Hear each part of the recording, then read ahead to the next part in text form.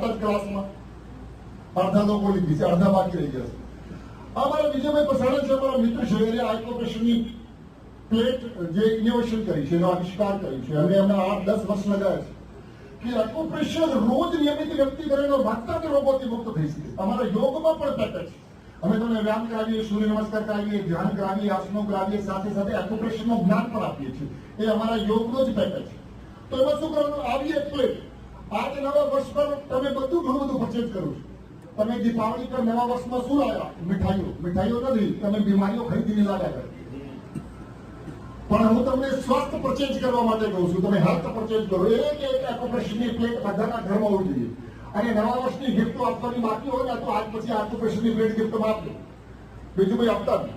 અને મીઠાઈ તો કોઈને ગિફ્ટમાં આપવાની જ નહીં. મારા ઘરમાં જેટલા મહેમાનો આવે છે, બાર બોર્ડ લગાવે છે કે મારા ઘરમાં સ્વીટ લાવતા નહીં. આ મીઠાઈ ઝેર છે, પોઈઝન. અને આ તો આજકાલ મિક્સ એટલું છે, ભેળસેળ એટલું છે, તમે ઘરમાં બનાવો તો વાત જુદી છે. તો એનું એક્યુપ્રેશરની પ્લેટમાં શું કરવાનું, આ રીતે આ એક્યુપ્રેશર પ્લેટમાં રોજ પગમાં બતાવો. આ 2 મિનિટ તમે એક્યુપ્રેશર પ્લેટમાં 2 મિનિટ એક્યુપ્રેશર કરો. અને કેવી રીતે કરવાનું, ઘરમાં એક ગણેશ વંદના લગાવી દો, લક્ષ્મી માની આરતી લગાવી દો અને બધા પરિવારના સાથે બધા પ્લેટ લઈને તો આરતી ચલાવો, પ્લેટ ઉપર આવી જાઓ અને સાથે તાળીઓ વગાડવાની વગાડતા તમે આ પ્લેટ પર 2 મિનિટ રોજ આ કરો. એ બધા એક્યુપ્રેશર પણ હાથના પગના